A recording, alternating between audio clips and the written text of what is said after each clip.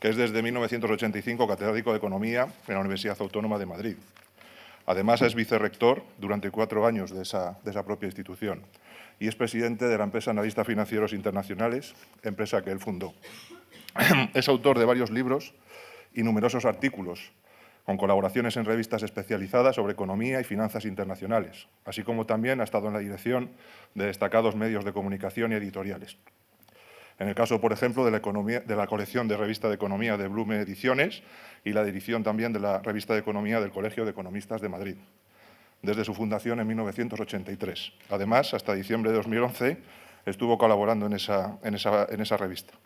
También es director del Anuario de Economía y Finanzas del País, periódico con el que colabora habitualmente. Ha sido destacado ponente en varios congresos nacionales e internacionales y hoy nos acompaña, así que, por favor, Emilio, sube y quedas invitado a dar tu ponencia.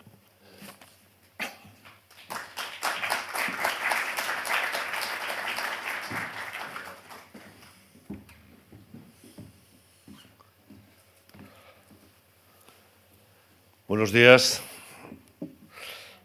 Lo primero que quiero hacer, comprenderán, es expresar mi más sincero agradecimiento a la Cámara de Comercio, en particular a los organizadores del Foro in Chile, a Iván, presidente de la Cámara, por darme la oportunidad de compartir con una audiencia tan cualificada algunas consideraciones sobre la dinámica de la economía en los momentos actuales. Lo que les propongo en los próximos minutos es un recorrido rápido por la economía mundial, en particular por la fase por la que discurre la actual dinámica de globalización, tratando de partir del momento económico en el que estamos, haciendo una pequeña referencia a una de las principales amenazas que pesa sobre la economía global, como es la situación particular que atraviesa Europa tras la decisión de los ciudadanos británicos de salir de la Unión Europea, alguna referencia a la economía española, yo diría un análisis desde el exterior de la economía chilena, de su posicionamiento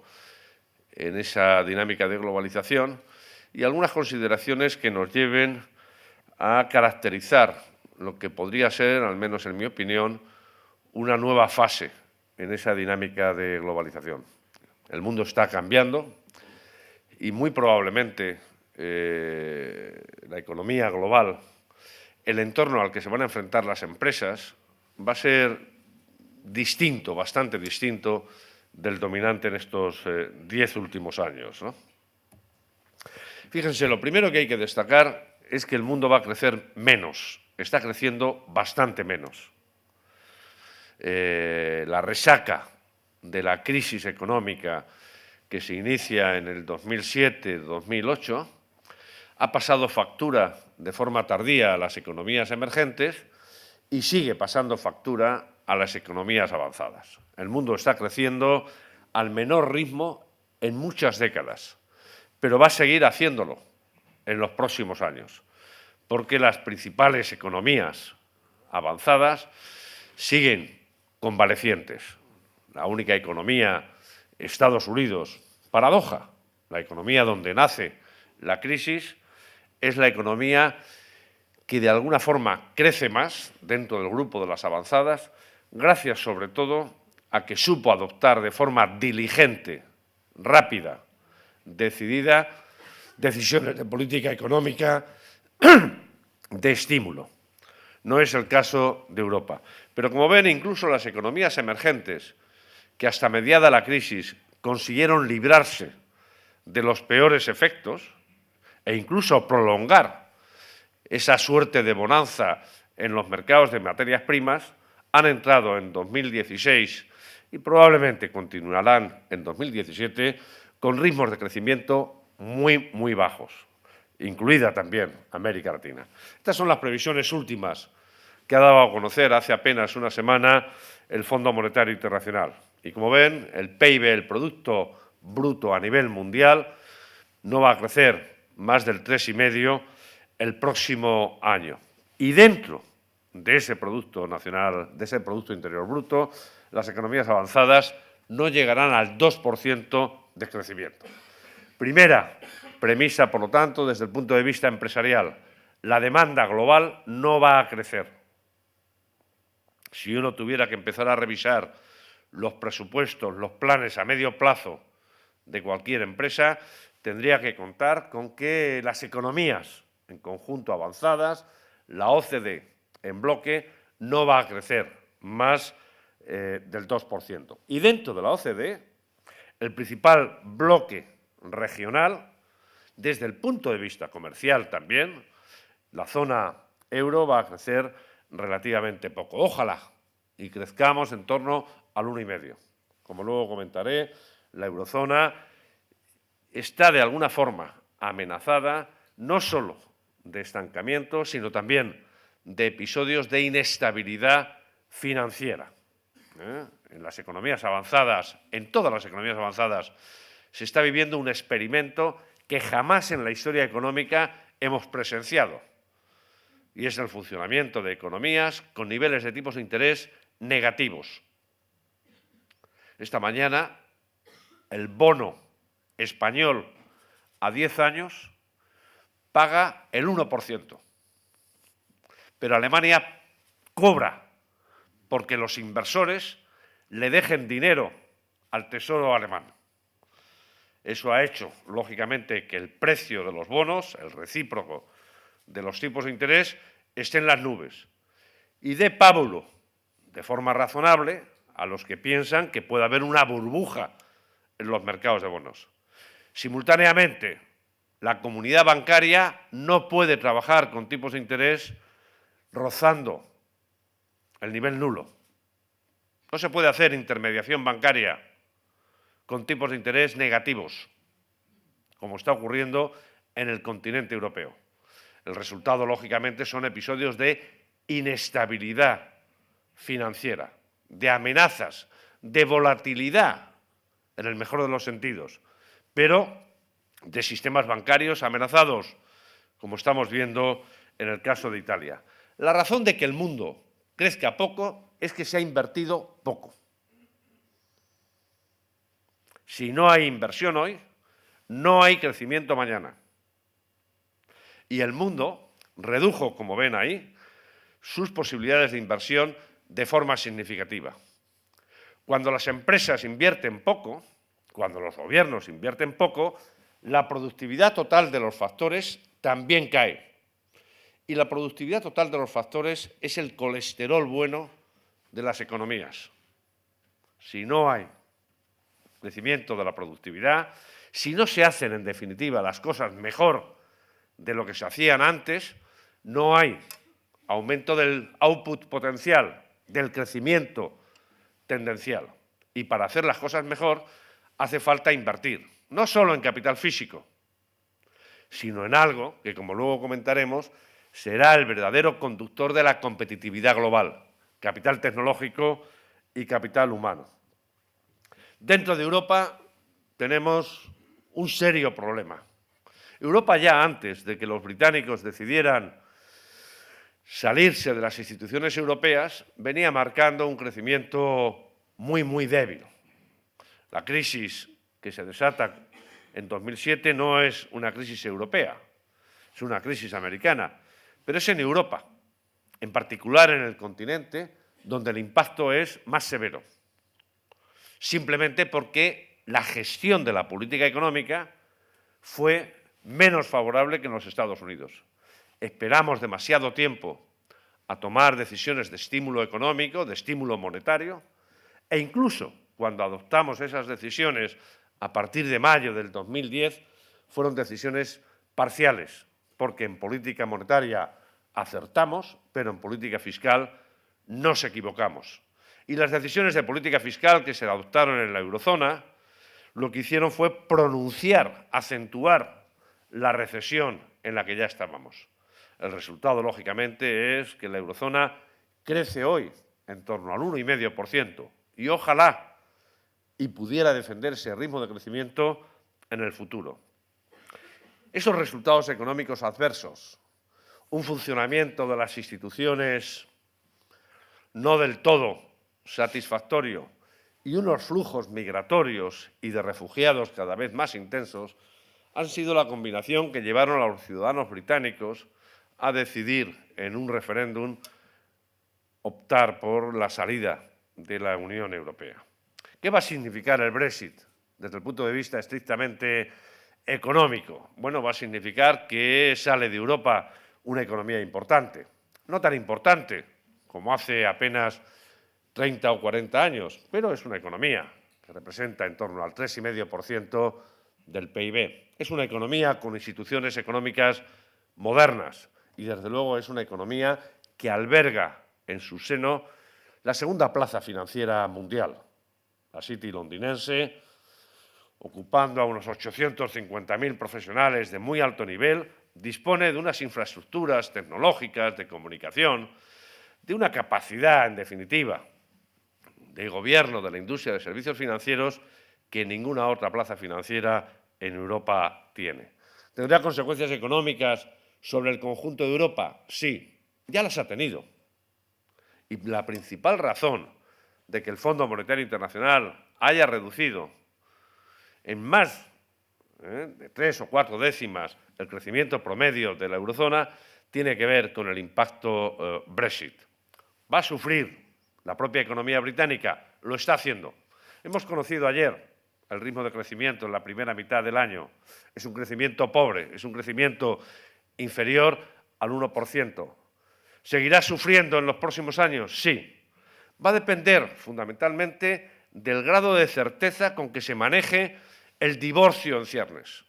Solo sabemos que hay una decisión de divorcio, pero no se han sentado las partes a concretar en qué términos, qué plazo, en qué plazo se va a concretar esa decisión de abandono. Si se va a optar por la utilización del artículo 50 del Tratado de Lisboa, que supone un divorcio radical, o por el contrario se va a permitir la existencia de algunos acuerdos comerciales que toleren la pertenencia del Reino Unido al mercado interior, que incluso toleren la participación de los gobiernos británicos en determinado tipo de decisiones europeas.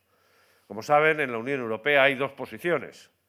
Aquellos que dicen, si han decidido los británicos salir, cuanto antes mejor, y ningún privilegio, ni siquiera acercamiento al modelo noruego o al modelo suizo de conformación de un área económica de libre comercio, de una unión aduanera, no. Si quieren seguir vendiendo productos o servicios al continente, aranceles, como cualquier otro país extracomunitario, ¿no?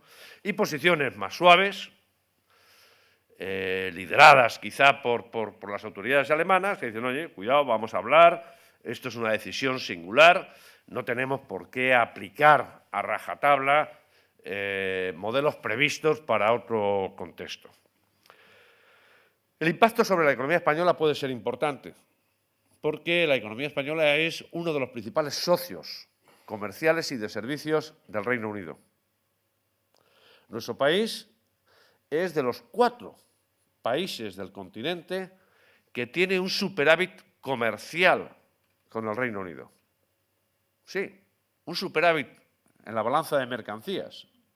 Le vendemos más a los británicos de los que nos venden ellos en bienes, pero desde luego en servicios nuestro país tiene un superávit muy importante, porque los principales clientes de la principal industria española, que es el turismo, son los británicos.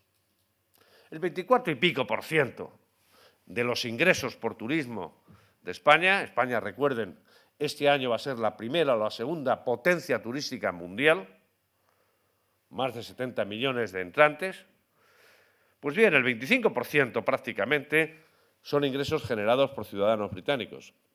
Pero es que los británicos son los principales residentes permanentes en nuestro país, dentro de Europa.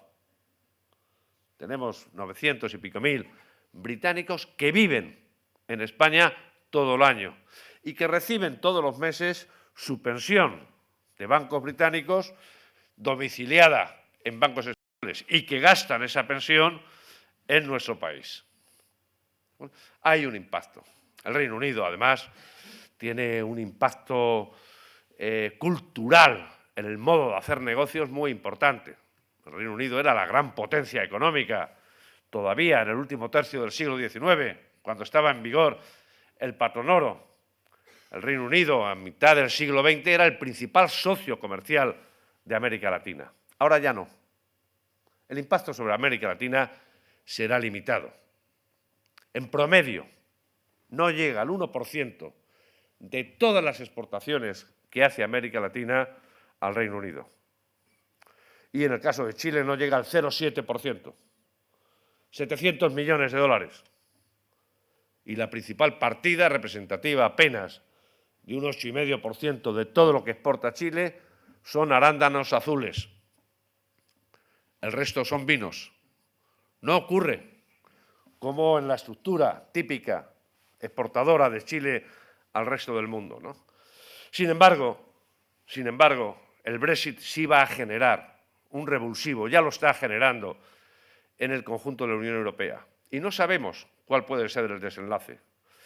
Sí tenemos esperanza, los que somos algo optimistas, en que Europa, la Unión Europea, haga de la necesidad virtud, como en episodios de crisis pasados, y ante una dificultad, en lugar de la introspección, en lugar de la dispersión, dé un paso adelante.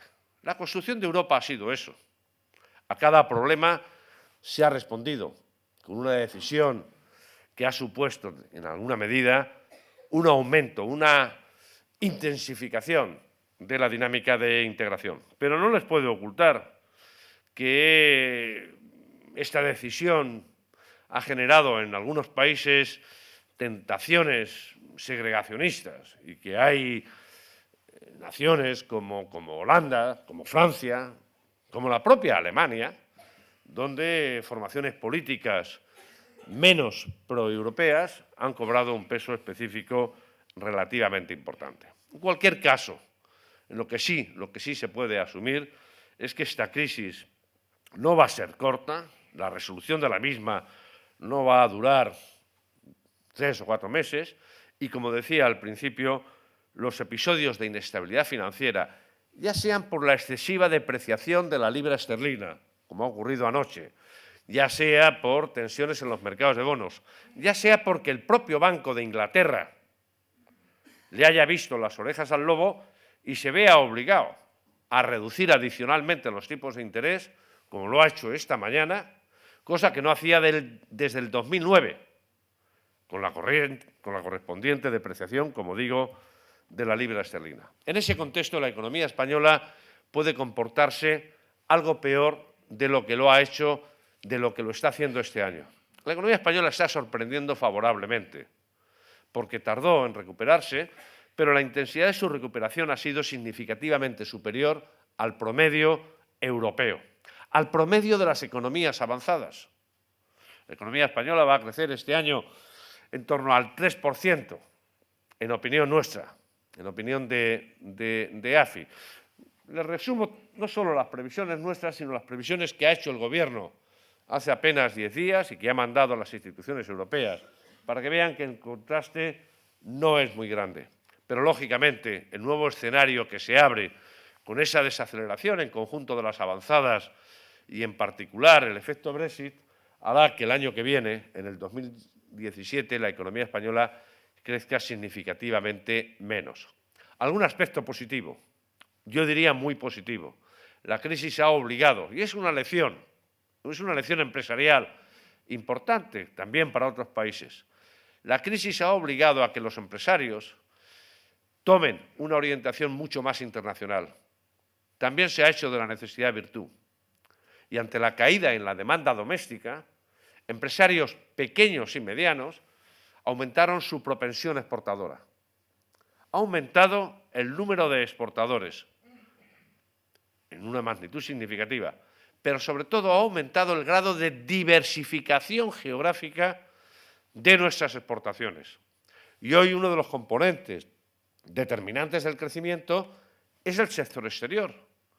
En una economía que hasta el 2008-2009 el sector exterior drenaba posibilidades de crecimiento en mayor cuantía que en ninguna otra economía. Recuerden que en diciembre del 2007 la economía española tenía un déficit en la cuenta corriente de su balanza de pagos del 10% del PIB. Ninguna otra economía avanzada tenía un desequilibrio tan abultado. Incluso Estados Unidos, que tenía un déficit exterior importante, no llegaba al 8,5% de su PIB. Hoy son más pequeñas y medianas empresas las que exportan fuera de la eurozona, por lo tanto, no sufren los rigores de la debilidad de la demanda de la eurozona y lo hacen además con una diversificación factorial de productos notable. Es verdad que los servicios siguen siendo la fuente de generación de ingresos exteriores más importantes, el turismo, pero no solo el turismo, y esto quizás sea una lección relevante para una economía como la chilena, que tiene como asignatura pendiente la intensificación en la exportación de servicios. La economía española exporta turismo, pero el turismo representa apenas la mitad de los ingresos de servicios de ingeniería, de consultoría, transportes, seguros, servicios financieros en general, han constituido en los últimos años una fuente de generación de ingresos internacionales ciertamente importante. El otro bloque de economías son las economías emergentes. Van a crecer bastante más, el doble, grosso modo, de lo que van a hacer las economías avanzadas. Pero como ven, el comportamiento es bien distinto. Y la región que más nos interesa, América Latina, tiene como noticia positiva que va a crecer, que va a abandonar el cuadro de recesión en el que ahora mismo está inmersa. Recesión quiere decir, estadísticamente hablando, trimestres consecutivos de crecimiento negativo, pero el año que viene va a crecer por encima del 1,5. El crecimiento de América Latina, a su vez, va a estar muy dependiente de una economía, China. ¿Qué les voy a decir a ustedes? Chile es probablemente la economía del mundo más dependiente del crecimiento chino. Me atrevería a decir más, del crecimiento del sector industrial chino. Y China ya nos dio el pasado 8 de agosto del año pasado el primer disgusto, la primera advertencia, cuando devaluó de forma sorprendente el tipo de cambio de su moneda, del yuan. Pero al mismo tiempo empezamos a conocer, a partir de entonces, datos que ponían de manifiesto que el crecimiento de China ya no era aquellas tasas cercanas al 10% que nos habían tenido acostumbradas durante más de 20 años. China está creciendo al 6 y pico por ciento, lo cual no está nada mal. Y ojalá y mantuviera crecimientos del 6 y pico por ciento los próximos años. En mi opinión, el problema no es tanto el menor crecimiento de China, sino el crecimiento distinto de China. Digo el problema para economías como la chilena. Y es que, como ven en el gráfico de la izquierda, la industria está desplomándose en términos de peso específico en el PIB chino. China se está haciendo una economía de servicios. Se pensaba en China como la economía manufacturera más importante del mundo, especializada en la producción de bienes baratos, consumidora de materias primas y de energía. Pero poco a poco, en estos últimos 10 años, a la chita callando, como diríamos, ha ido transformando su matriz de producción, ha ido invirtiendo en capital tecnológico a un ritmo muy superior al de cualquier economía avanzada, en I+D, en digitalización, ha ido preparando millones y millones de ingenieros y expertos en nuevas tecnologías, y hoy China ya es una economía de servicios. La mitad del PIB chino son servicios. Servicios exportables, además, cada vez en mayor medida. La noticia buena es que esto va a sostener el crecimiento chino, va a impedir que esa economía se desplome, entre técnicamente en recesión. La noticia menos buena es que aquellas economías dependientes de las compras chinas van a sufrir, porque uno de los rasgos del nuevo patrón de crecimiento chino es que tiene una menor propensión importadora, está comprando menos al resto del mundo. Y América Latina depende mucho de China. Esa es la evolución del comercio, tanto en precios actuales como en precios constantes, del comercio de América Latina con China. Como ven, es la región más dependiente de la demanda china y más dependiente también de las variaciones en el crecimiento del PIB y del tipo de cambio del yuan frente al resto de las monedas. Este gráfico de aquí, de la izquierda, lo que representa es la sensibilidad, la elasticidad que el PIB de algunas economías de América Latina tiene a variaciones en el PIB chino. Pero aquel otro, ya vimos las consecuencias a partir de agosto del año pasado, es también la sensibilidad que el tipo de cambio de las monedas locales tiene a variaciones en el tipo de cambio del yuan frente al dólar de los Estados Unidos. Y como ven, la moneda de Chile es una de las monedas más sensibles, como no podía ser de otra manera. América Latina, como decía antes, va a crecer más en el 2017 y en el 2018. Pero la sensibilidad del crecimiento del PIB a las variaciones, a las previsiones de crecimiento en los precios de las materias primas es grande. Los precios de las materias primas, sobre todo el cobre que nos interesa, puede repuntar un poquito en la medida en que lo haga la demanda global, pero no de forma significativa como para garantizar ritmos de crecimiento más que aceptable. Con todo, Chile puede crecer más que algunas de las economías de su entorno. Puede garantizar esos ritmos de crecimiento por encima del 2%. Y la noticia buena para el caso de la economía chilena, en mi opinión, es que la vulnerabilidad financiera de este país es muy inferior a la vulnerabilidad financiera de otras economías. En primer lugar, por razón del stock de deuda total sobre el PIB. Chile es significativamente más bajo, tanto la deuda privada como la deuda pública. Y eso se refleja en dos indicadores básicos. Uno, en las calificaciones de las agencias de rating, pero otro, ese punto rojo, son las calificaciones, las cotizaciones de los credit default swaps, que son de alguna forma los indicadores más cercanos, como saben, de la calidad crediticia de los países. No es el caso de Brasil, no es el caso incluso de México o de Argentina. Un elemento de vulnerabilidad sí tiene esta economía, en mi opinión, permítanme, y es la dependencia grande, tanto en el crecimiento del PIB como en los ingresos fiscales, de los precios de los productos naturales, sobre todo de la minería, de los ingresos, en definitiva, derivados de los recursos naturales. El agregado de todo eso es que en términos más estratégicos, más de medio y largo plazo, el crecimiento tendencial, variable importante, el crecimiento tendencial de las economías de América Latina no va a ser muy importante. E incluso lo que sí vemos en algunas economías, en la mayoría de las economías, Chile incluida, es un crecimiento tendencial en el periodo 2015-2019 algo más bajo del que ha estado dominando en las dos últimas décadas.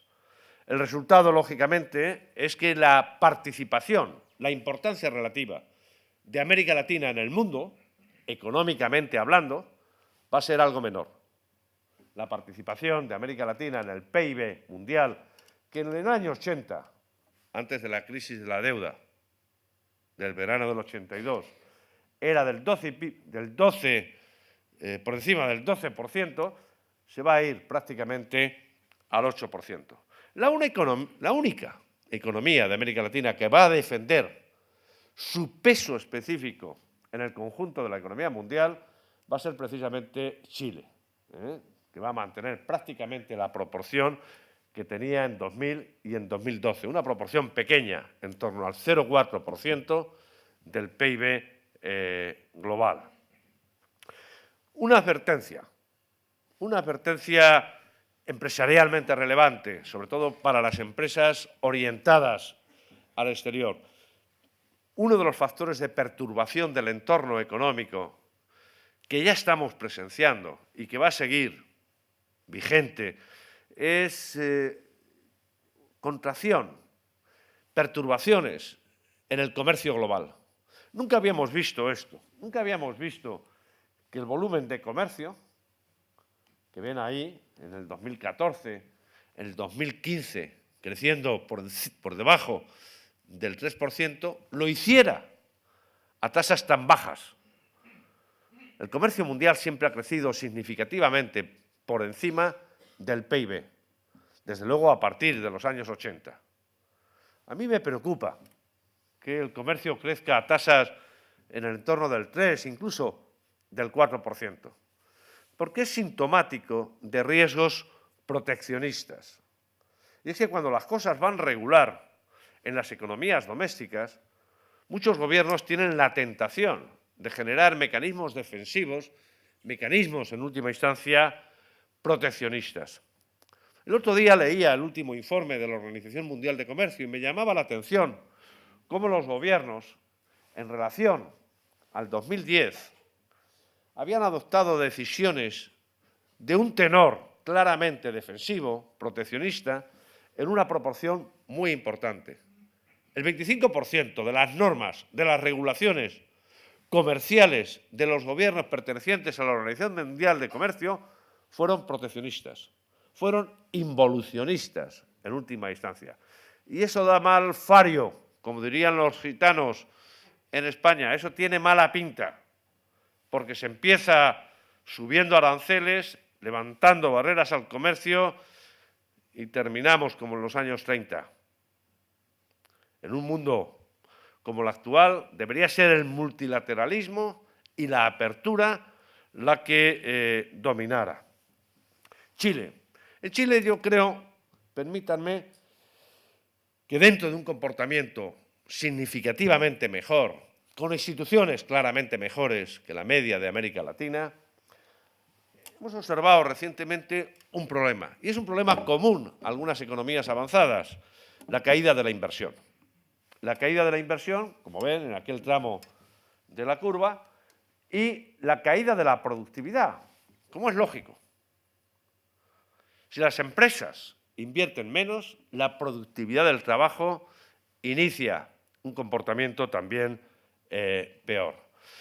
No se puede modernizar una economía si no se tiene una tendencia inversora ascendente, sistemáticamente ascendente. No se puede sacrificar en la vida de las empresas la inversión. Se pueden sacrificar otras cosas. Pero si una empresa quiere tener voluntad de competencia en el entorno global, no puede sacrificar la inversión, porque al final habrá sacrificios también de la propia productividad del trabajo. El riesgo cuando una empresa sacrifica la inversión es quedarse en un estrato de exportaciones de baja intensidad tecnológica. Y ese es un poco el riesgo que, en alguna medida, puede pesar sobre la economía chilena, ¿no?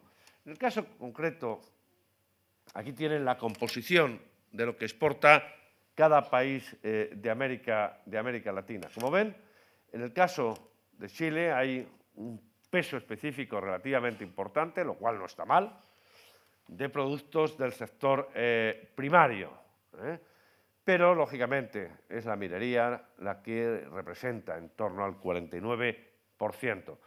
Quizá lo que puede llamar la atención es el peso específico todavía relativamente reducido de los servicios. El mundo va a caminar por los servicios, por los intangibles, y bueno sería intensificar la inversión en esa dirección. Y quizá el otro elemento que destaca en el caso de Chile, se lo comentaba también antes, es la excesiva dependencia que esa economía tiene de las ventas a China. No hay ninguna otra economía en la región que dependa tanto en sus ventas de lo que haga la economía china. Hasta aquí podríamos decir la visión contemporánea. ¿Cuáles son los rasgos de lo que yo he dado a denominar una nueva fase, una globalización distinta? El mundo ha experimentado hasta la fecha 3 grandes fases en la dinámica de globalización. La primera, ese último tercio del siglo XIX, coexistiendo con el patrón oro y la máquina de vapor como el driver que de alguna forma generaba aumentos en la productividad de las empresas. Interrupción en la Primera Guerra Mundial, segunda fase con la creación de las instituciones propias de Bretton Woods, tecnologías basadas en la información y nueva fase actual. La fase actual va a ser la dominada por los servicios. Muchos más servicios y menos industria. Eso va a llevar a un protagonismo de los intangibles. Cuando uno analiza de dónde se genera el valor de las empresas hoy, ya no son los activos materiales. Revisen, si tienen un rato, cualquier indicador bursátil importante del Standard & Poor's 500 y tengan la curiosidad de dónde proviene el valor de las empresas que ahí cotizan. En la mayoría de los casos son valores intangibles. Y hablar de intangible quiere decir hablar de conocimiento en su acepción más amplia. No conocimiento académico, sino simplemente métodos, procesos nuevos, desde luego patentes, etcétera, etcétera. Tercer rasgo clave, digitalización creciente.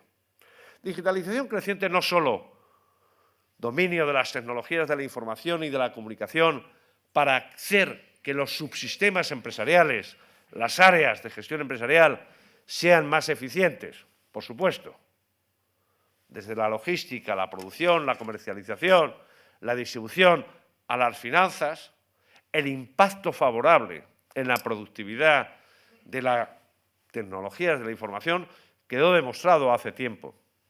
Estamos en una nueva fase de digitalización creciente, de dominio de los flujos de información, de explotación de los datos para tratar de anticipar el comportamiento de los consumidores.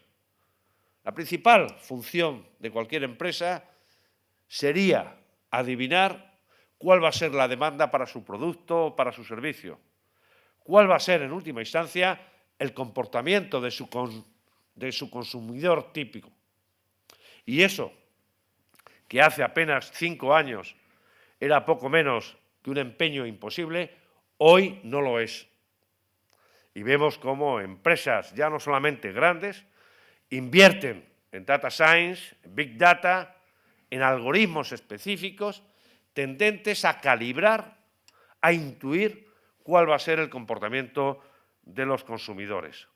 Pero no solamente es el manejo de información y de los datos, es también la utilización comercial. Los principales socios comerciales, los principales actores comerciales dentro de 5 años no van a ser las naciones, van a ser plataformas comerciales. Ya lo estamos viendo.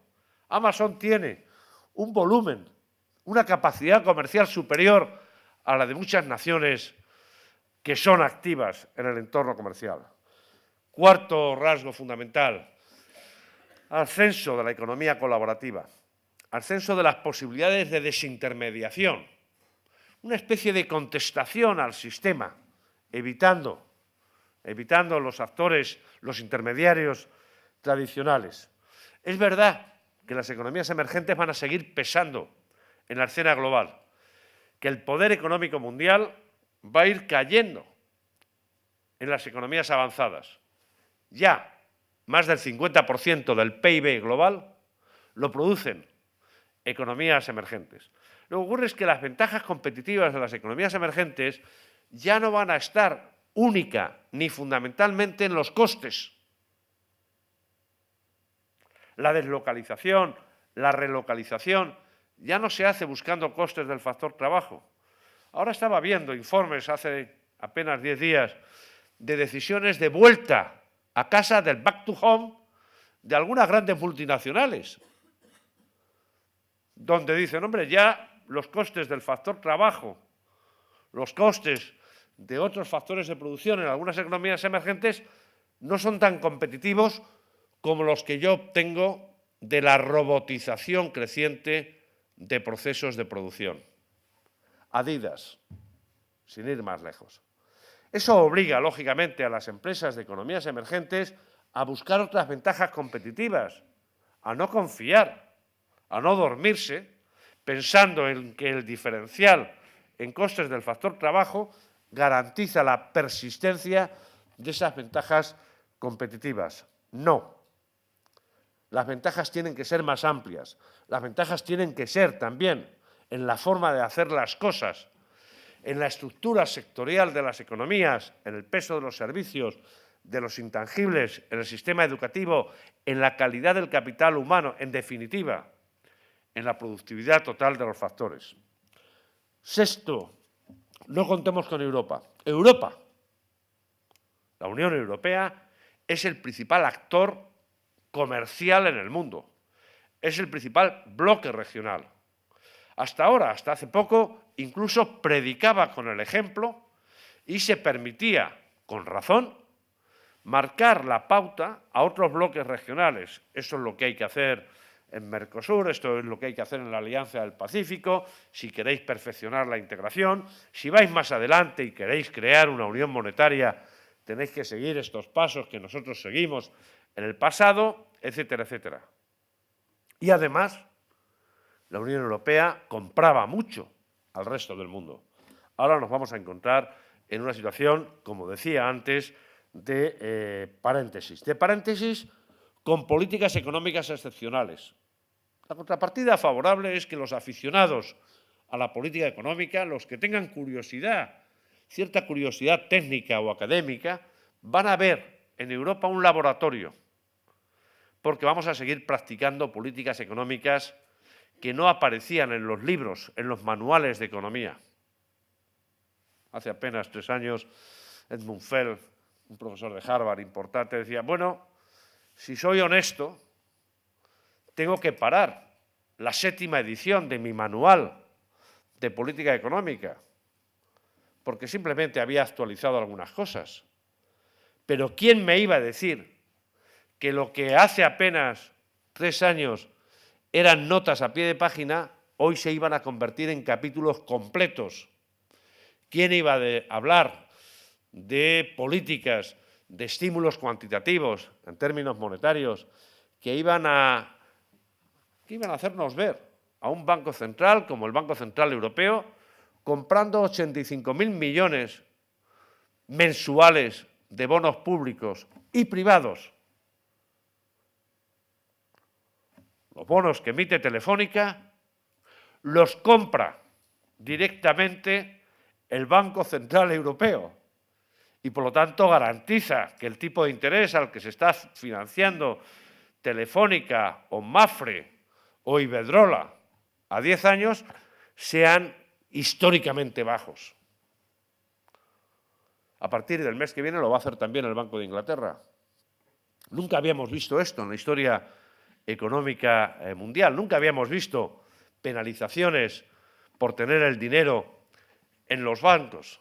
Pero veremos políticas, incluso fiscales, también excepcionales. Porque el riesgo es que el principal bloque regional del mundo entre en eso que algunos académicos estadounidenses han llamado el secular stagnation, un estancamiento largo, una especie de japonización de la eurozona. Crecimientos bajos y ausencia de inflación. Eso a ustedes les puede sonar un tanto excéntrico, pero en Europa la principal obsesión del Banco Central Europeo es que no ve inflación desde hace bastantes años. Estamos acostumbrados a luchar contra la inflación. Lo llevamos haciendo desde el principio de los 70 y ya habíamos conseguido más o menos domeñar ese desequilibrio. Pero ninguno de los que estamos en esta sala sabe lo que pasa en una economía cuando los precios caen sistemáticamente mes tras mes. Desde luego, lo que sí sabemos es que si eso ocurre, las decisiones de compra, incluso las de inversión en bienes de consumo duradero, se aplazan. Pero lo que también sabemos es que la desinflación o la deflación es el principal, el peor acompañante de los deudores. Y Europa está endeudada. Algunas economías más que otras.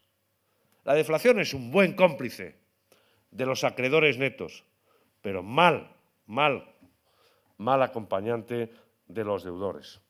Último elemento sobre el que prestar atención.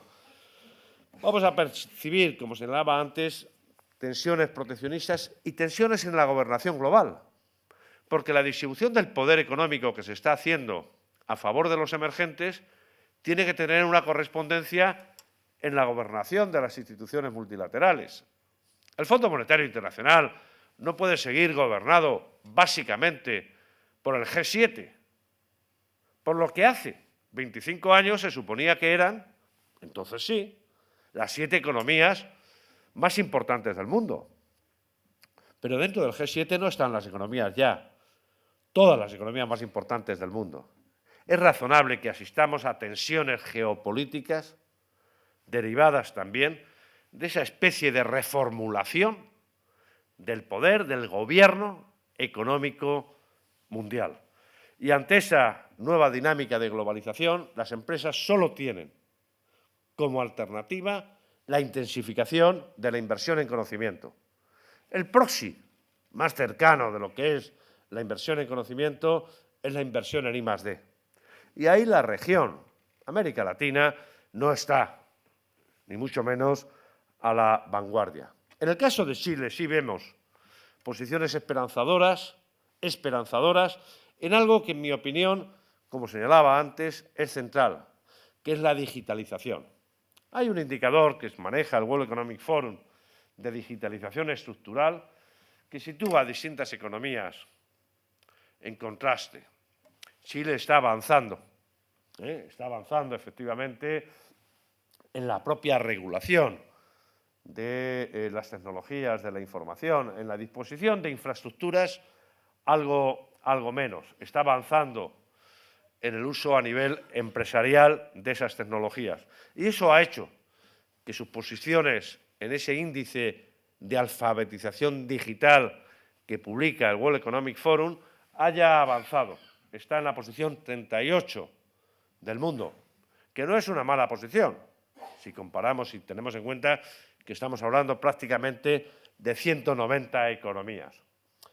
El problema, la distancia con las economías avanzadas, en el caso concreto de Chile, está en infraestructuras que, como ven, el punto 3 marca una mayor divergencia, ¿no? Pero hay ámbitos como es el uso público gubernamental, la regulación política de esas tecnologías, en las que está en un nivel similar al del promedio de las economías avanzadas. El otro indicador favorable, que es una precondición, no es una condición suficiente, pero sí es una condición necesaria para la modernización económica, es ese indicador que publica desde hace ya muchísimos años el Banco Mundial, el Doing Business, que de alguna forma evalúa la capacidad para alumbrar, para que aumente la natalidad empresarial y para hacer negocios. Y Chile está en una posición relativamente favorable. Como ven allí, está junto a las economías más avanzadas, más modernas, en términos de facilidad para crear negocios.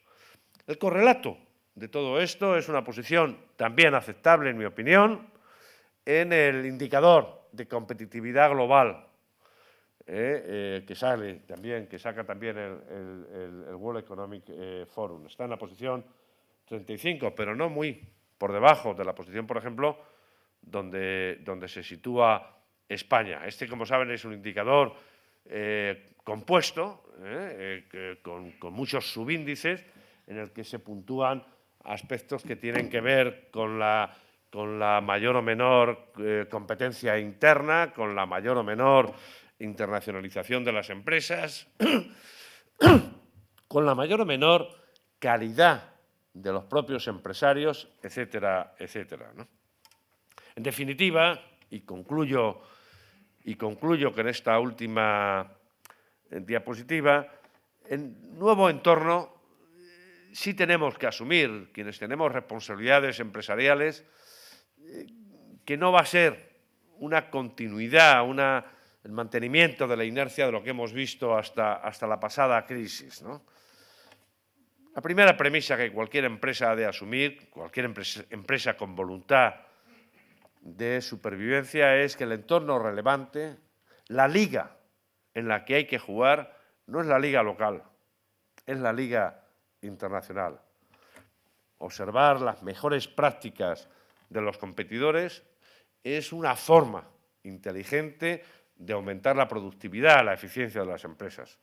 2, no se puede detener la tensión inversora, no se puede sacrificar la inversión. Y quizá, a diferencia de la anterior fase de globalización, la inversión ahora necesaria es aquella destinada a mejorar la calidad del capital humano, a fortalecer el talento de los que trabajan en las empresas y del capital tecnológico. Muchas veces se habla también de innovación, de creación. Y muchas veces les sugiero a los empresarios españoles medianos, no se trata tanto de descubrir o de invertir mucho en I+D, se trata de mantener la tensión suficiente como para trasladar, para copiar innovaciones y buenas prácticas que hacen otros. Innovar no quiere decir tener en nuestras medianas empresas un departamento de investigación. No, no necesariamente. Se trata de mejorar procesos, de mejorar esquemas de organización, de hacer que las organizaciones empresariales sean menos rígidas, más planas, más flexibles. Se trata de mejorar la calidad de nuestro capital humano, de captar buenos usos, buenas costumbres de otras empresas. Hay algo que es muy importante. Yo insisto ahora en mi calidad de presidente de una empresa de servicios en la que trabajan 115 profesionales, entre economistas, ingenieros, matemáticos. Siempre pensamos que lo que hay que mejorar es la formación de los que trabajan. Sí, y hablamos de formación profesional, pero la formación de los que dirigimos las empresas es más importante, si cabe. Cuando uno analiza por qué dentro de un mismo sector, de un mismo país, una empresa tiene un desempeño estupendo y otra un desempeño mediocre, el factor explicativo, estadísticamente hablando, con mayor poder explicativo, es la calidad de la función gerencial. Y es que hay empresas que tienen buenos primeros ejecutivos y otros que no. Hay empresas que se guían por la partida, por el libro de familia, y otras que se guían por la capacidad en el mercado. Tener buenos empresarios, tener una buena calidad gerencial, se ha convertido en un factor competitivo de primer orden. Lo avala ya un cuerpo de literatura profesional potente, de observación empírica, más que suficiente. Finalmente, alguna referencia al tamaño. Supongo que en Chile ocurre un poco lo mismo que en España. En España tenemos 3.400.000 empresas, grosso modo. Pero el 95% de esas empresas tiene muy pocos trabajadores, tiene menos de 10 trabajadores. Eso no quiere decir que en determinado tipo de tareas, en determinado tipo de sectores, sean necesarias, convenientes incluso, unidades de pequeño tamaño que tienen una cierta agilidad, en ocasiones una propensión a innovar grande. En general, es necesario tener tamaños medios más elevados, sobre todo cuando se trata de competir internacionalmente. Y esa es una decisión empresarial. No se puede confiar a los gobiernos. No se puede decir, no, que me den incentivos los gobiernos para tener tamaños mayores. No. Tamaños medios superiores o, alternativa o complementariamente, mecanismos de cooperación intraempresarial, intrasectorial, que permitan generar las economías de escala, las economías de alcance de tamaños superiores. Eso no quiere decir que las políticas de alianzas tengan que ser absolutamente estables y dominantes. No, lo que sí quiere decir es que es posible combinar la competencia con la cooperación, ir hacia modelos basados en la competition, que permitan en determinados sectores homogéneos trenzar alianzas, por ejemplo, de cara a la internacionalización en tareas como las que hacen las cámaras de comercio, sin menoscabo de que en otros ámbitos, en otras áreas, la competencia sea la dominante. En definitiva, un entorno que de alguna forma significa un desafío para aquellas empresas, para aquellos empresarios que asuman, en última instancia, capacidad para competir en un entorno más allá del inmediato, más allá del local. Más desafiante, más riesgoso, como dirían aquí en América Latina, pero al mismo tiempo lleno de esperanza para economías como la chilena, que ha mostrado un desempeño ciertamente aceptable en estos últimos años. Nada más y muchas gracias.